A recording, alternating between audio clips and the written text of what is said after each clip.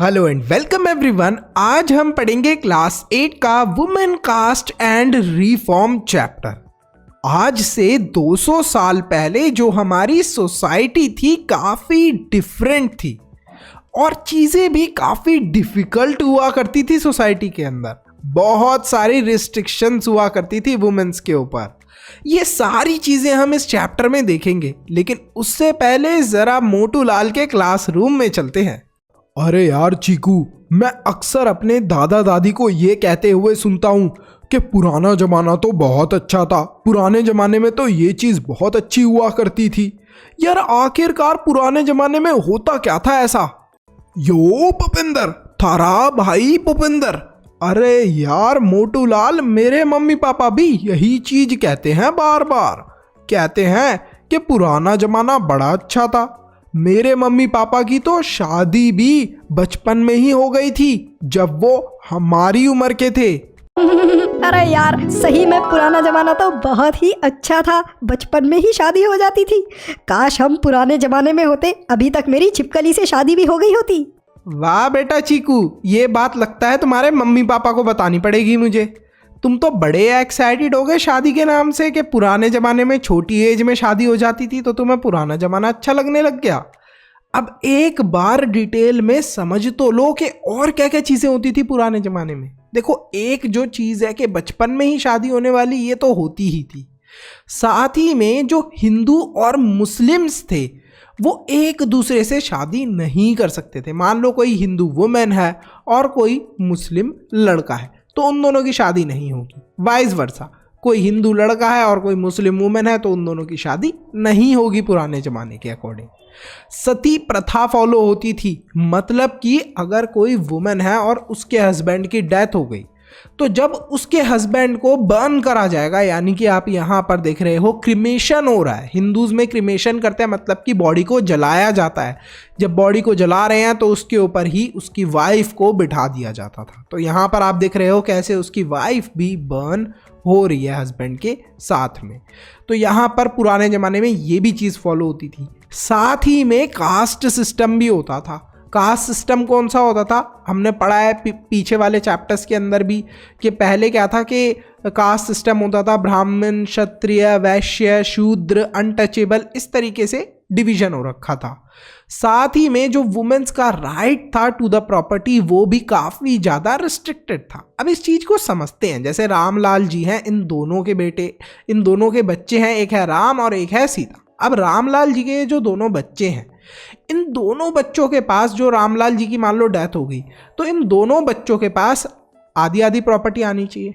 But पुराने ज़माने में ऐसा नहीं होता था। जो ये चीज़ थी ये सिर्फ लड़के को दी जाती थी और लड़की को कुछ भी नहीं दिया जाता था। तो पुराने ज़माने में ऐसा होता था। जो वुमेन्स थी, इनको एजुकेशन का कोई भी एक्सेस नहीं था। तो यहाँ पर वुमेन्स पढ़ने लिखने नहीं जा सकती थी।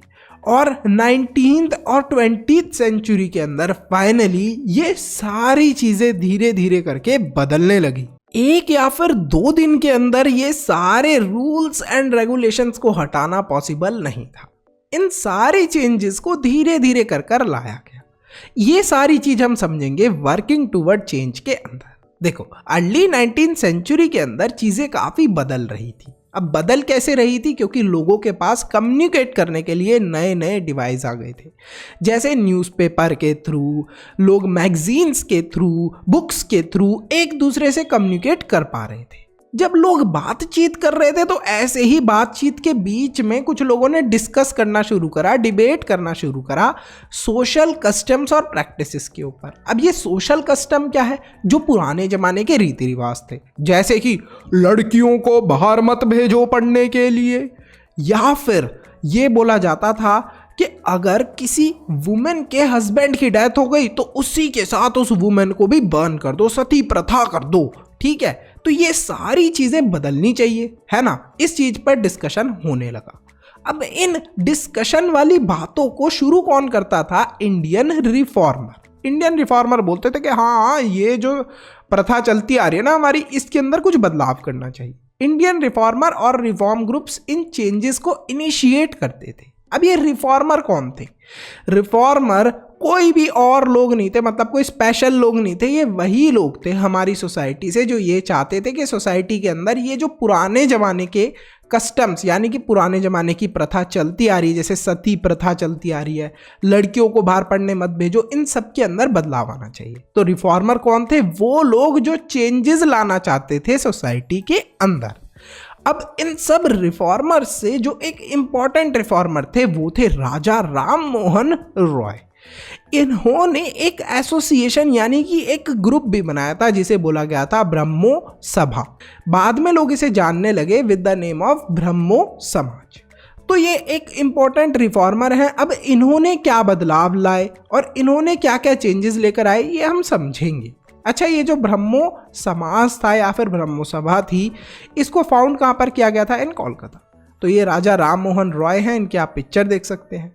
ये क्या चाहते थे एक्चुअली में? ये चाहते थे कि जो वेस्ट की नॉलेज है, वेस्ट मतलब कि आप समझ सकते हो जो यूरोप अमेरिका यहाँ सब की जो ज्ञान है, नॉलेज है, साइंस है, वो हमारी कंट्री के अंदर आए, स्प्रेड हो। मतलब हम लोग थोड़ा पढ़े लिखे साइंस वगैरह के बारे में, साथ ही में हम लोग फ्रीडम पाए, आज़ादी आ जाए हमारी कंट्री के अंदर। और जो वुमेन्स है इनको इक्वालिटी मिले, मतलब कि वुमेन्स को भी आदमियों की ही तरह ट्रीट करा जाए। ऐसा ना करा जाए कि अगर आदमी ही बस बाहर पढ़ने जा सकते हैं, जॉब करने जा सकते हैं, वुमेन्स बाहर नहीं जा सकती।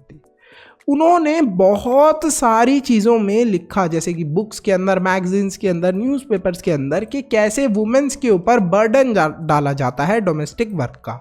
डोमेस्टिक वर्क मतलब कि घर के काम का बोझ डाला जाता है। वुमेन को बोला जाता है कि खाना बनाओ बढ़िया सा, कमरा साफ करो हमारा, झाड़ू लगाओ, पोछा लगाओ, घर की सफाई करो, कपड़े धो, ये सारे काम करो। ज़बरदस्ती वुमेन से ये काम करवाए जाते हैं, उनको फोर्स करा जाता है कि जो औरतें हैं वो तो इसी काम के लिए बनी हैं।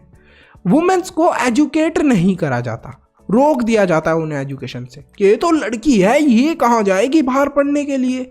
इन सारी चीज़ों के खिलाफ राजा राम मोहन रॉय ने बहुत सारी मैगजीन्स के अंदर, बुक्स के अंदर, न्यूज़पेपर्स के अंदर लिखा, लोगों को समझाने की कोशिश करी कि वुमेन्स को भी इक्वली ट्रीट करना शुरू कर दो।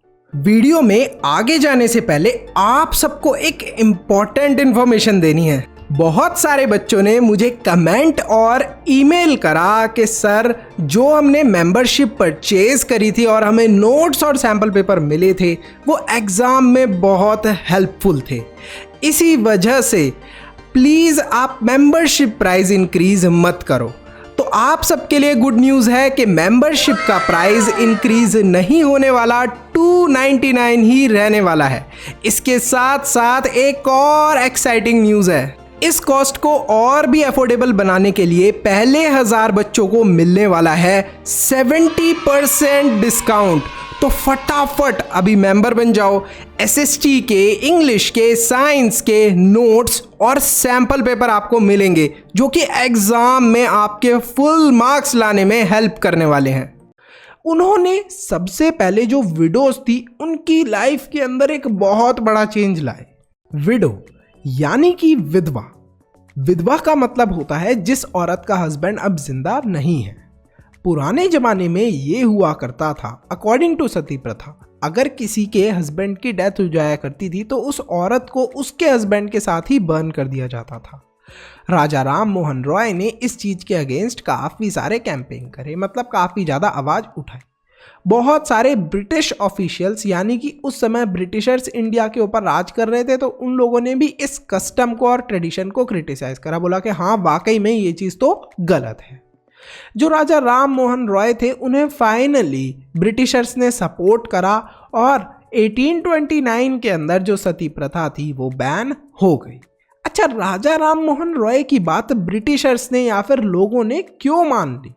क्योंकि लोगों का मानना ये था कि जो राजा राम मोहन रॉय हैं ये एक रेप्यूटेड यानी कि एक इज्जतदार और एक समझदार इंसान है। इस वजह से लोगों ने उनकी बात सुनी और मानी। 1829 के अंदर सती बैन हो गई थी। अब ईश्वर चंद्र विद्यासागर जो थे वो भी एक काफ़ी फेमस रिफॉर्मर थे। अब याद करो रिफॉर्मर का मतलब क्या था? मतलब वो इंसान जो सोसाइटी के अंदर बदलाव लाना चाहता है। तो अब इन्होंने क्या बदलाव लाया? इन्होंने ये बदलाव लाया कि देखो अब जितनी भी विडोज थी, मतलब जितनी भी विधवा औरतें थी, अब उनको सती प्रथा फॉलो नहीं करनी पड़ रही थी, मतलब उनको हस्बैंड के साथ बर्न नहीं किया जा रहा था। तो अब विडोज के साथ क्या होगा, विडोज को उन्होंने क्या करा, सजेस्ट करा कि विडो रीमैरिज कर ले, मतलब दोबारा शादी कर ले।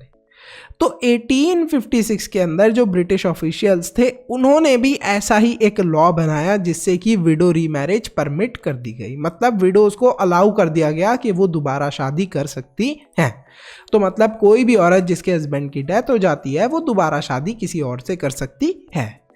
ईश्वर चंद्र विद्यासागर जी जो थे वो काफ़ी फेमस रिफॉर्मर थे जिन्होंने सजेस्ट करा विडो रीमैरिज को 1856 के अंदर, और ब्रिटिशर्स ने भी इस लॉ को पास कर दिया। अब हमारी कंट्री बहुत बड़ी है, अब इतनी बड़ी कंट्री होने के कारण अलग अलग जगह अलग अलग लैंग्वेज बोली जाती है। तो मद्रास के अंदर भी एक बहुत अच्छे हमारे रिफॉर्मर थे जिनका नाम था वीरसलिंगम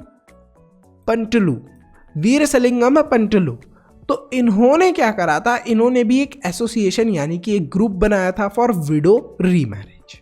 अब स्वामी दयानंद सरस्वती जो थे उन्होंने आर्य समाज को फाउंड करा। What is Arya Samaj and what is the role of Arya Samaj अभी समझेंगे। अब ये जो आर्य समाज था ये भी काफ़ी ज़्यादा सपोर्ट करता था विडो रीमैरिज को, मतलब वो औरतें जिनके अब हस्बैंड नहीं रहे वो अब शादी कर सकती हैं।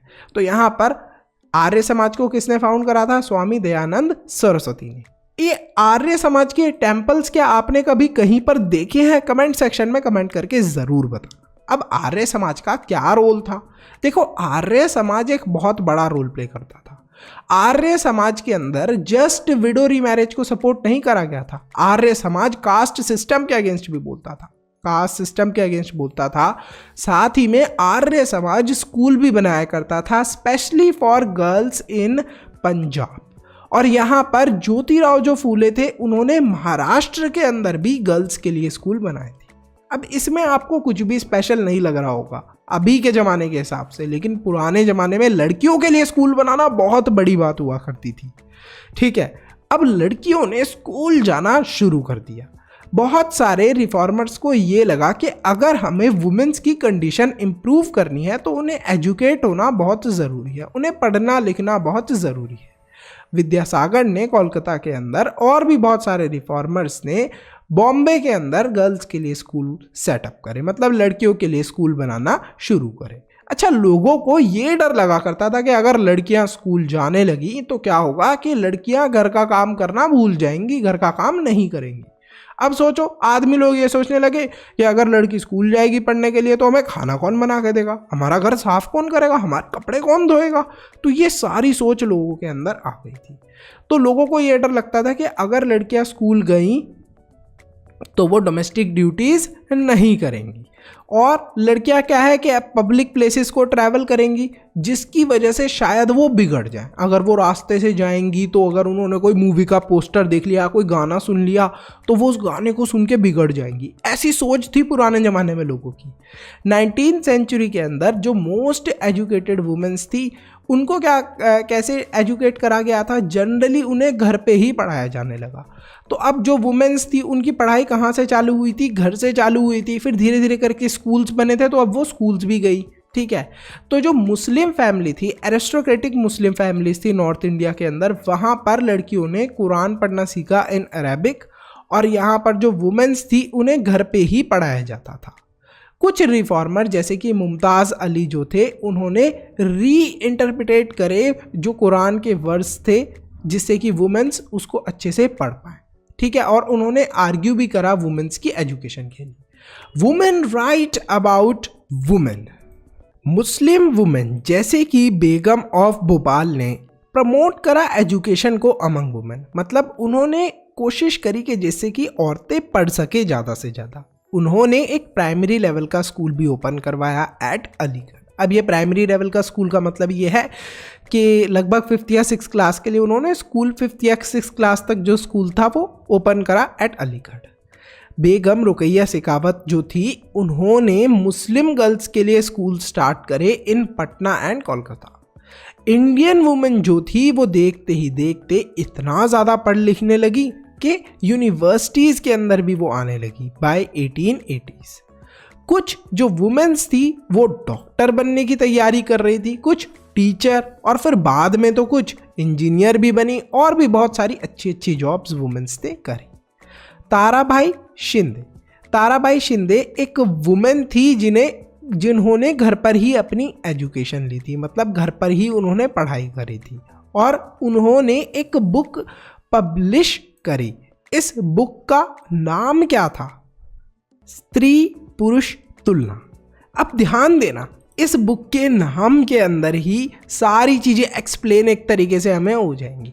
स्त्री मतलब वुमेन, पुरुष मतलब इंसान, और तुलना मतलब कंपैरिजन। तो स्त्री और पुरुष के बीच में इन्होंने तुलना करी थी, a comparison between women and man करा था इन्होंने, जिसके अंदर इन्होंने क्रिटिसाइज करा था सोशल डिफरेंसेस का जो कि आदमियों और औरतों के बीच में करे जाते हैं। जैसे कि औरतों को बोला जाता है घर का काम करो, आदमियों को बोला जाता है पढ़ाई लिखाई करो, तुम तो बड़े अच्छे हो, तुम तो, जैसे घर में जो बच्चा होता है छोटा मेल चाइल्ड होगा उसको बोला जाएगा अरे बेटा तुम तो बहुत अच्छे हो, तुम तो पढ़ाई लिखाई करो, तुम घर का काम मत करो। और जो छोटी बच्ची होगी उसे बोला जाएगा कि घर का काम करो, ये वो। उस जमाने में ये सारी चीज़ें होती थी, अभी भी शायद कुछ जगहों पर ऐसी चीज़ें होती हैं। पंडित रामाबाई जो थी वो काफ़ी ज़्यादा ग्रेट स्कॉलर थी ऑफ संस्कृत, और उन्होंने एक बुक लिखी about miserable life of upper class Hindu women, मतलब जो भी हिंदू वुमेन्स होती हैं अपर कास्ट वाली, उनकी लाइफ कितनी ज़्यादा ख़राब होती है, उसके बारे में उन्होंने लिखा था। साथ ही में उन्होंने क्या करा था, उन्होंने फाउंड करा था विडो होम। अब विडो होम का मतलब क्या होता है? एक विधवाओं के लिए घर, जो कि पूना के अंदर उन्होंने बनाया था। यहाँ पर जो भी विधवा औरतें जिनको बुरी तरीके से उनके हस्बैंड्स ने या रिलेटिव्स ने ट्रीट करा है वो आकर रह सकती थी। By the end of 19th century जो वुमेन्स थी वो खुद के लिए ही अब काम करने लगी थी। क्या काम करने लगी थी सर? काम ये करने लगी थी कि अब वो चाहती थी कि हमें भी आदमियों की तरह ही इक्वल राइट्स मिले, हमारी भी रिस्पेक्ट हो, हमें सिर्फ ऐसे ना ट्रीट करा जाए कि तुम सिर्फ घर का काम करने के लिए बनी हो। तो यहाँ पर जो वुमेन्स थी वो एक्टिवली वर्क कर रही थी फॉर रिफॉर्म। यहाँ पर जो बुक्स थी वो बुक भी लिखने लगी, मैगजीन्स को एडिट करने लगी, स्कूल्स भी बनाने लगी, ट्रेनिंग सेंटर्स भी जाने लगी, और खुद के ट्रेनिंग सेंटर्स भी बनाने लगी। वुमेन्स ने अपना खुद का एक एसोसिएशन भी बनाया, मतलब एक ग्रुप भी बनाया, जिसके अंदर सारी वुमेन्स एक दूसरे के राइट के लिए फाइट करती थी। फ्रॉम अर्ली 20th सेंचुरी जो पॉलिटिकल प्रेशर था वो काफ़ी ज़्यादा होने लगा, मतलब जितने भी नेता वगैरह लोग थे इन्हें वुमेन्स ने काफ़ी ज़्यादा प्रेशराइज करा कि देखो हमें भी इक्वल राइट मिलने चाहिए आदमियों की तरह। इसी वजह से राइट टू वोट भी वुमेन्स को मिल गया, मतलब अब वुमेन्स भी वोट दे सकती थी, अपना पॉलिटिकल लीडर चुन सकती थी, और इनफैक्ट खुद भी पॉलिटिक्स में जा सकती थी। इससे पहले ये सारी चीज़ पॉसिबल नहीं थी। Jawaharlal Nehru and Subhash Chandra Bose gave their support, मतलब जवाहरलाल नेहरू जी भी और सुभाष चंद्र बोस जी ने भी सपोर्ट दिया ये जो भी वुमेन्स डिमांड कर रही थी फॉर इक्वालिटी एंड फ्रीडम, इस चीज़ को। अब ध्यान देना, जवाहरलाल नेहरू कौन थे और सुभाष चंद्र बोस तो आप जानते ही हो, he is my inspiration, he is my hero. आप में से कौन कौन बच्चे ने जानते हैं कमेंट सेक्शन में कमेंट करना, और सच में ये आप सबके लिए इंस्पिरेशनल होगा अगर आप इनके बारे में और भी चीज़ें जानोगे। अगर आप चाहते हो मैं एक सेपरेट वीडियो बनाऊँ सुभाष चंद्र बोस पे तो मैं ज़रूर बनाऊँगा, कमेंट सेक्शन में ज़रूर कमेंट करना। अब बात करते हैं कास्ट और सोशल रिफॉर्म की। अरे ओ लड़के, तू नीची जाति का है, हमारे कुएं से पानी नहीं ले सकता, भाग जा यहाँ से, हमारे कुएं को गंदा करेगा क्या? पुराने जमाने में ऐसा ही हुआ करता था। जो लो कास्ट के यानी कि शूद्र या फिर अनटचेबल्स हुआ करते थे उन्हें ऐसे ही मना कर दिया जाता था पानी लेने से, मंदिर में जाने से, वो सारी चीज़ हम देखेंगे। तो यहाँ पर भी रिफॉर्म लाना ज़रूरी था, बदलाव लाना ज़रूरी था। तो बहुत सारे सोशल रिफॉर्मर्स यानी कि जो बदलाव लाना चाहते थे वो क्रिटिसाइज करते थे कास्ट इनइक्वालिटीज़ को, मतलब ऊंची जात और नीची जात वाले सिस्टम को काफ़ी ज़्यादा वो क्रिटिसाइज करते थे, उसकी आलोचना करते थे, बुराई करते थे कि गलत सिस्टम है। राजा राम मोहन रॉय ने यहाँ पर भी ट्रांसलेट करा एक ओल्ड बुद्धिस्ट टेक्स्ट को जो कि काफ़ी ज़्यादा क्रिटिसाइज करता था कास्ट सिस्टम को। ठीक है, कास्ट सिस्टम के बारे में वो भी गलत बताता था। प्रार्थना समाज जो था वो भी काफ़ी ज़्यादा अटैच था टू द ट्रेडिशन ऑफ भक्ति। अब ये प्रार्थना समाज का मतलब क्या है? ध्यान दो नाम में, प्रार्थना भाई, प्रार्थना समाज काफ़ी ज़्यादा भक्ति को लेकर अटैच था और ये लोग भी ये माना करते थे कि हर किसी को इक्वली ट्रीट करा जाना चाहिए, कास्ट सिस्टम के अंदर नहीं मानना चाहिए। कास्ट सिस्टम क्या था आपको पता है कि ब्राह्मण होते हैं सबसे ऊपर, फिर क्षत्रिय, फिर वैश्य, फिर शूद्र, फिर अनटचेबल, मतलब कि बहुत ही अनटचेबल, मतलब अछूत, इन्हें छू भी नहीं सकते हम लोग, इनके छूने से भी कोई चीज़ गंदी हो जाएगी। तो इस चीज़ को क्या करने की कोशिश करी, जितने भी हमारे रिफॉर्मर थे ख़त्म करने की कोशिश करी। बॉम्बे के अंदर परमहंस मंडली जो थी, जो कि 1840 के अंदर बनाई गई थी, उन लोगों ने काफ़ी ज़्यादा वर्क करा to abolish the caste system. Many of these reformer and members of reform association were people from upper caste। अब ध्यान देना, जो भी लोग ये कास्ट सिस्टम हटाना चाह रहे थे उसमें से ज़्यादातर लोग अपर कास्ट के ही थे। तो यहाँ पर जो अपर कास्ट के लोग थे वो क्या जानेंगे लोअर कास्ट वालों की प्रॉब्लम, तो ये भी एक बहुत बड़ी प्रॉब्लम थी। इसीलिए उन लोअर कास्ट वाले लोगों का भी आना ज़रूरी था जो कि अपने रिफॉर्म के लिए लड़ाई करें। ऑफन ज़्यादातर जो भी मीटिंग्स थी वो सीक्रेटली करी जाती थी, किसी को पता ना चल जाए कि हम लोग क्या करना चाह रहे हैं, कास्ट सिस्टम को हटाना चाह रहे हैं। पुराने ज़माने में इस चीज़ को बहुत गलत माना जाता था कि कास्ट सिस्टम को मत हटाओ, ये तो भगवान ने बनाया है, ऐसा लोग मान लेते थे, राजा ने बनाया है। तो ये जो रिफॉर्म्स थे इसकी वजह से जो भी कास्ट के अंदर माने जाने वाली चीज़ें हैं, फूड के लिए, टच के लिए, तो ये सारी चीज़ क्या होंगी, ये ख़त्म हो जाएंगी अगर रिफॉर्म्स आ गए तो, रिफॉर्मर्स ने रिफॉर्म ले आए तो, मतलब बदलाव ले आए तो। अच्छा, फूड के रिलेटेड क्या कास्ट के टैबूज होते थे, जैसे अगर कोई नीची जाति का है उसने खाने को छू भी दिया, खाना गंदा हो गया हमारा, ऐसा मान लेते थे अपर कास्ट वाले लोग। तो ये सारे बदलाव लाना जरूरी था। क्रिश्चियन मिशनरीज जो थे उन्होंने भी स्कूल सेटअप करना शुरू करे। अब क्रिश्चियन मिशनरी कौन, जो भगवान वगैरह की पूजा करते हैं, क्रिश्चियन वाले लोग। तो इन लोगों ने क्या करा, स्कूल वगैरह बनाना शुरू करा। किन लोगों के लिए, ट्राइबल ग्रुप्स के लिए, मतलब जो लोग ट्राइबल पीपल आप जानते हो ना, जो जंगल में रहना पसंद करते हैं, और लोअर कास्ट लोगों के लिए इन्होंने स्कूल बनाए, जिसकी वजह से जो लोअर कास्ट चिल्ड्रन थे और ट्राइबल ग्रुप्स थे वो पढ़ने लगे, थोड़ा पढ़ने लगे, समझने लगे। तब उन्हें समझ में आया कि हमारे साथ तो गलत हो रहा है, हमें और लोगों की तरह इक्वली ट्रीट क्यों नहीं किया जा रहा। फिर वो भी धीरे धीरे करके अपनी आवाज़ उठाने लगे। The expansion of cities created new demand of labour. India के अंदर बहुत सारी सिटीज़ एक्सपेंड हो रही थी, मतलब कि बिल्डिंग्स बनाई जा रही थी सिटी के अंदर, घर बनाए जा रहे थे, जिसके लिए लेबर की ज़रूरत थी। अब ये लेबर कहाँ से आएगी? तो उस समय जो विलेजेस थे और जो छोटे टाउन्स थे वहाँ पर जो गरीब लोग हुआ करते थे, मेनली ये गरीब लोग लो कास्ट के थे। तो इन लोगों ने क्या सोचा कि हम लोग गरीब तो हैं, अगर हम थोड़े अमीर हो जाएं, पैसा कमा लें, तो पैसा कमाने का जरिया क्या सोचा उन्होंने कि सिटीज़ के अंदर चलते हैं, वहाँ पर एज अ लेबर वर्क कर लेंगे, क्योंकि वहाँ पर लेबर की ज़रूरत भी है। तो ये सिटीज़ में जाने लगे। कुछ लोग तो प्लांटेशंस के अंदर काम करने लगे, जो कि आसाम के अंदर थी, मॉरिशस के अंदर थी, त्रिनिदाद के अंदर थी और इंडोनेशिया के अंदर। तो सब लोग, कुछ लोग तो यहाँ पर आप देख रहे हो कि इंडोनेशिया वगैरह ये तो विदेश वाली जगहों के, यहाँ पर भी जाकर काम करने लगे। अच्छा, जो पीपल थे लो कास्ट के, उन्होंने देखा कि ये एक बहुत अच्छी अपॉर्चुनिटी है कि शायद हम लोग लो कास्ट के हैं और साथ में गरीब भी हैं, इस वजह से हमें ऐसे ट्रीट करा जा रहा है, शायद हम लोग पैसा कमाने लगे तो ये जो अपर कास्ट लैंड ओनर हैं ये लोग हमें इस तरीके से ट्रीट ना करें, या फिर हम लोग इस तरीके से जो भी हमारे ऊपर जुल्म ढाते हैं ये हम नहीं सहेंगे। जो भी हमें डेली ह्यूमिलिएट करते हैं, ह्यूमिलिएट मतलब कि बेइज्जत करते हैं कि तुम तो छोटी जात के हो, तुम हमारे कुएं से पानी मत भरो, तुम यहाँ हमारे साथ मत बैठो, जो चीज़ हम खा रहे हैं उसे हाथ मत लगाओ, ये सारी चीज़ें हम लोग फेस ना करें। तो इस वजह से ये जो लो कास्ट के लोग थे और जो गरीब लोग थे स्पेशली, उन्होंने विलेज से सिटीज़ के अंदर जाना शुरू करा काम करने के लिए।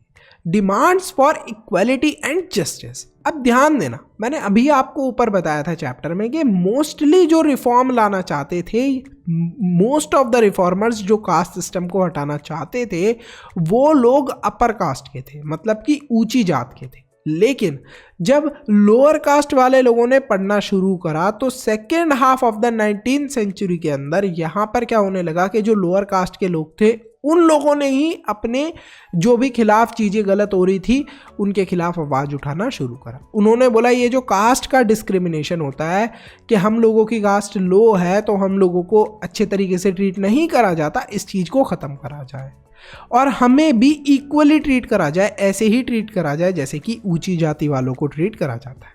सतनामी मूवमेंट जो था वो सेंट्रल इंडिया के अंदर शुरू हुआ, जिसे घासीदास जी ने शुरू करा था। अब यहाँ पर जो घासीदास जी थे ये वर्क करते थे फॉर द लेदर वर्कर्स, मतलब कि जो चमड़े का काम करते हैं उनके लिए इन्होंने आवाज़ उठाई थी और ऑर्गेनाइज करा था इस मूवमेंट को। और ये बोला था कि इन लोगों को भी क्या मिलना चाहिए, एक सोशल स्टेटस मिलना चाहिए, इक्वालिटी मिलनी चाहिए, जस्टिस मिलनी चाहिए। ईस्टर्न बंगाल के अंदर हरिदास ठाकुर जो थे उन्होंने क्या करा, जो चंदेला कल्टीवेटर्स थे उनके लिए काम करा कि इन्हें भी क्या इक्वल ट्रीटमेंट मिलना चाहिए। ठीक है, अब ध्यान देना यहाँ पर सख्त लिखा है, सख्त का मतलब होता है संप्रदाय, यानी कि अ ग्रुप ऑफ पीपल। किन ग्रुप ऑफ पीपल के लिए वर्क करा था? स्पेशली जो चंदेला कल्टीवेटर्स थे उनके लिए। ठीक है, अच्छा, प्रेजेंट डे के अंदर जो केरला है वहाँ पर एक गुरु थे जिनका नाम था, जो कि एजेवंगा कास्ट के थे। अब यहाँ पर इन्होंने भी किस लिए वर्क करा था? इन्होंने भी वर्क करा था काफ़ी ज़्यादा for the social equality and justice. Social equality और जस्टिस के लिए, किसके लिए? For caste system. Caste discrimination जो होता है इस चीज़ को हटाया जाए और सबको इक्वली ट्रीट करा जाए। श्री नारायण गुरु जो थे उन्होंने प्रोक्लेम करा the ideals of unity for his people. उन्होंने बोला कि सब लोगों को एक साथ हो जाना चाहिए और आर्ग्यू करना चाहिए, और ये करना चाहिए, उन सब लोगों को एक साथ होकर आर्ग्यू करना चाहिए, फाइट करना चाहिए जो भी उनके साथ अनइक्वालिटी हो रही है on the basis of caste, उसके खिलाफ। मतलब कोई भी अगर उन लोगों से अनइक्वल ट्रीटमेंट कर रहा है, कोई भी उनके लिए ये बोल रहा है कि भाई तुम तो छोटी जात के हो, हम तुम्हें जॉब नहीं देंगे, तुम तो छोटी जात के हो, हम तुम्हें अपने साथ नहीं बिठाएंगे, हम तुम्हें यहाँ से पानी नहीं भरने देंगे, हम तुम्हें मंदिर में नहीं आने देंगे, इन सारी चीज़ों के खिलाफ उन्हें आवाज़ उठानी चाहिए। ऑल दिस सख्त were founded by leaders who came from non Brahmin caste. ज़्यादातर ये जितने भी ग्रुप्स थे, इन सब ग्रुप्स को किसने बनाया? उन सारे लीडर्स ने जो कि नॉन ब्राह्मण कास्ट से आते थे, मतलब जो अपर कास्ट नहीं थे। और इन सब लोगों ने एक साथ मिलकर डिसाइड कर लिया था कि भाई अब तो क्या करना है, कास्ट सिस्टम को हटाना है। अब यहाँ पर हम लोग एक बहुत अच्छी बुक की बात करने वाले हैं, गुलामगिरी। लेकिन इस बुक को लिखा किसने था? ज्योतिराव फूले ने। अब ये जो ज्योतिराव फूले हैं ये पैदा हुए थे 1827 के अंदर, और ये एक लोअर कास्ट लीडर थे। मतलब ये भी यही चाहते थे कि नीची जात वाले लोगों को इक्वली ट्रीट करा जाए। इन्होंने तो एक बहुत बड़ी बात भी बोल दी थी। इन्होंने बोला कि जितने भी ब्राह्मण्स हैं वो तो इंडिया के है ही नहीं, ये तो सारे आर्यंस हैं, और ये जो आर्यंस हैं ये दूसरे देश से आए हैं, हमारे देश के ऊपर इन्होंने हमला करा और फिर हमारे देश के ऊपर राज करने लगे। और उन्होंने ये बोला कि जितने भी ये आर्यंस हैं, मतलब कि जितने भी ये पंडित लोग हैं यानी कि ब्राह्मण्स हैं, इनके खिलाफ हम लोअर कास्ट वाले लोग आवाज़ उठाएंगे। कैसे उठाएंगे? जितने भी शूद्र और अतिशूद्र, शूद्र मतलब कि लेबरिंग कास्ट और अतिशूद्र यानी कि अनटचेबल्स, हम सब मिलकर इनके खिलाफ आवाज़ उठाएंगे। हम सब एक साथ इकट्ठे होकर इनके खिलाफ आवाज़ उठाएंगे। द सत्यशोधक समाज जो था उसको भी ज्योतिराव फूले ने ही फाइंड करा था, मतलब कि ही फाउंडेड द सत्यशोधक समाज। ठीक है, जिसके अंदर स्पेशली जो कास्ट सिस्टम था इसको काफ़ी ज़्यादा क्रिटिसाइज करा गया, और किस चीज़ के ऊपर वर्क करा गया? वर्क करा गया ऑन द इक्वालिटी, मतलब कि सारी जाति के लोगों को इक्वली ट्रीट करा जाए। 1873 के अंदर यही बुक जिसकी हम बात कर रहे हैं, गुलामगिरी, इस बुक को इन्होंने लिखा। अब व्हाट इज गुलामगिरी? गुलामगिरी, गुलाम, किसी का गुलाम बन के रहना, तो उसके बारे में ये बुक होगी। आपको क्लियर हो रहा है नाम से ही, लेकिन किस चीज़ का गुलाम? समझते हैं। देखो, पुराने ज़माने में जैसा इंडिया के अंदर हो रहा था ना कास्ट सिस्टम को लेके, ऐसा अमेरिका में पता है कैसे होता था? अमेरिका में होता था काले और गोरे को लेकर। अमेरिका में क्या चलता था कि जो ब्लैक पीपल होते थे ना उनको बड़ा ही ओप्रेस करा जाता था, दबाया जाता था। उनको बोला जाता था भाई तुम क्या करो, तुम काले लोग हो तो तुम लोग दूसरे टॉयलेट में जाओगे, तुम हम गोरे लोगों के साथ खाना नहीं खाओगे, तुम काले लोग हो इसलिए तुम्हें लेबर का काम करना पड़ेगा। तो ऐसा ट्रीटमेंट होता था। लेकिन फाइनली जो वहाँ के ब्लैक पीपल थे वो सब इकट्ठे हुए, उन्होंने इस चीज़ के खिलाफ आवाज़ उठाई और फाइनली ये जो चीज़ थी ये अमेरिका के अंदर ख़त्म हो गई थी। तो इसी तरीके से जो ये स्लेव सिस्टम इंडिया के अंदर चल रहा था, लेकिन कौन सा स्लेव सिस्टम? ये जो कास्ट वाला स्लेव सिस्टम था। मतलब जो स्लेव सिस्टम अमेरिका में था, इसी तरीके से कुछ कुछ इंडिया के अंदर कास्ट वाला सिस्टम भी था कि अगर तुम्हारी कास्ट छोटी है तो तुम हमारे कुएं से पानी नहीं भरोगे, हमारे खाने की चीज़ को हाथ नहीं लगाओगे, हमारे मंदिर के अंदर नहीं आओगे। तो ये सिस्टम भी ख़त्म किया जाए। तो यहाँ पर उन्होंने ये चीज़ अपनी बुक के थ्रू मैसेज देने का कोशिश करा। 20th सेंचुरी के अंदर इसी मूवमेंट को, यानी कि कास्ट रिफॉर्म वाली मूवमेंट को डॉक्टर भीमराव अंबेडकर ने कंटिन्यू करा और E.V. रामस्वामी नायकर ने भी इस मूवमेंट के अंदर डॉक्टर भीमराव अंबेडकर की हेल्प करी। Now who is doctor Bhimrao Ambedkar? इन्होंने कॉन्स्टिट्यूशन का भी कुछ काम करा है। ज़रा कमेंट सेक्शन के अंदर बताओ क्या काम करा है, देखते हैं कितने बच्चों को पता है। बट इन्होंने कास्ट सिस्टम को रिमूव करने के लिए बहुत बड़ा वर्क करा था। आप सबके लिए एक बहुत ही सिंपल सा क्वेश्चन है कि मंदिर के अंदर कौन एंटर कर सकता है? अरे भैया ये भी कोई पूछने वाली बात है? मंदिर के अंदर तो कोई भी चले जाए। बिल्कुल सही कहा मोटूलाल तुमने, लेकिन पुराने जमाने में ऐसा नहीं था। मंदिर के अंदर लोअर कास्ट लोगों का आना अलाउड नहीं था। अंबेडकर जो थे वो एक महर फैमिली के अंदर पैदा हुए थे, यानी कि लोअर कास्ट फैमिली के अंदर पैदा हुए थे, जिसकी वजह से उन्होंने काफ़ी ज़्यादा डिस्क्रिमिनेशन मतलब भेदभाव फेस करा था। सिंस चाइल्डहुड, जब वो बच्चे थे तभी से उन्होंने इस चीज़ को फेस करा था। अंबेडकर बाहर पढ़ने के लिए चले गए थे, लेकिन जब वो वापस लौट कर आते हैं तो उन्होंने काफ़ी ज़्यादा एक्सटेंसिवली अपर कास्ट पावर के बारे में लिखा था कि किस तरीके से हमारी सोसाइटी के अंदर जो ऊंची जात है वो नीची जात वाले लोगों के साथ गलत बिहेव करती है। 1927 के अंदर अंबेडकर ने ये जो मंदिर के अंदर एंट्री वाली प्रॉब्लम थी इसको ख़त्म करने का सोचा कि जो लोअर कास्ट पीपल हैं इनको भी मंदिर में जाना अलाउड होना चाहिए, ये भी तो भगवान की पूजा कर सकते हैं। तो इस वजह से अंबेडकर ने क्या करा, अंबेडकर ने कुछ मूवमेंट्स की शुरुआत करी। इन्होंने क्या करा, इन्होंने टेम्पल एंट्री मूवमेंट की शुरुआत करी। मतलब सीधे के सीधे मंदिर के अंदर सारे जितने भी लोअर कास्ट वाले लोग थे सीधे घुस जाते थे। अब रोक के दिखाओ कोई भी हमें, अगर किसी की हिम्मत है तो बिटवीन 1927 टू 1935 इन्होंने ऐसी कुछ प्रैक्टिसेस करी, इन्होंने कुछ ऐसी मूवमेंट्स लीड करी और साथ ही में सोसाइटी को ये भी सिखाया कि जो कास्ट डिस्क्रिमिनेशन है इसे हमें ख़त्म करना चाहिए और जो नीची जाति वाले लोग हैं इन सबको एक साथ आना पड़ेगा अगर कास्ट डिस्क्रिमिनेशन को इन्हें ख़त्म करवाना है तो। द नॉन ब्राह्मण मूवमेंट, अब नॉन ब्राह्मण मूवमेंट जो थी वो अर्ली 20th सेंचुरी के अंदर इनिशिएट करी गई थी बाय नॉन ब्राह्मण कास्ट। नाम से ही पता चल रहा है, मतलब कोई भी इसके अंदर ब्राह्मण पर्सन इन्वॉल्व नहीं था, ज़्यादातर ब्राह्मण पर्सन इन्वॉल्व नहीं थे। ठीक है, कुछ लोग थे जो सपोर्ट करते थे लोअर कास्ट वाले इस इशू को, कास्ट वाले इशू को। ठीक है, अब यहाँ पर जो नॉन ब्राह्मण मूवमेंट थी इसे शुरू किसने करा था? इसे शुरू करा था किन लोगों ने?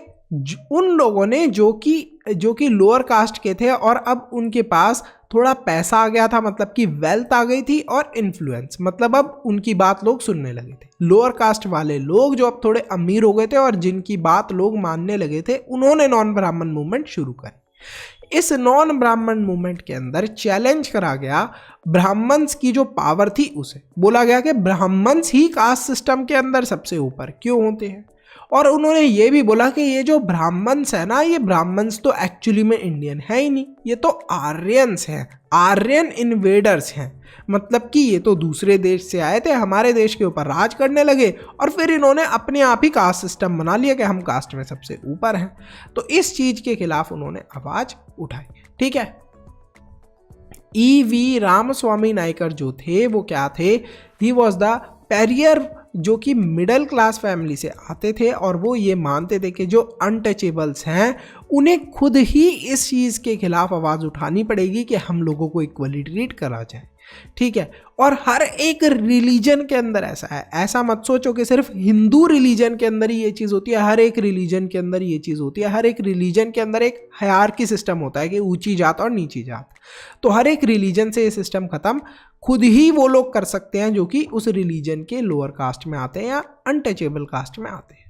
पेरियर जो थे वो काफ़ी ज़्यादा आउटस्पोकन क्रिटिक थे किस चीज़ के, हिंदू स्क्रिप्चर्स के, मतलब कि जो हिंदू ग्रंथ थे उनके, जो कोड्स ऑफ मनु हैं। अब भाई मनु मेरा कोई इसमें लेना देना नहीं है, लेकिन एक बुक थी, पुराने ग्रंथ टाइप थे, जैसे गीता और रामायण होती है इस टाइप से बुक थी, उस टाइप की बुक के काफ़ी ज़्यादा ये खिलाफ थे। ये साथ ही में जो भी लॉ भगवत गीता के अंदर और रामायण के अंदर दिए थे उनके खिलाफ भी बहुत सारी चीज़ें बोला करते थे। बोलते थे कि वो तो पुराने ज़माने की चीज़ें हैं जो रामायण और भगवत गीता में दी, अब इन चीज़ों को चेंज करो, ठीक है।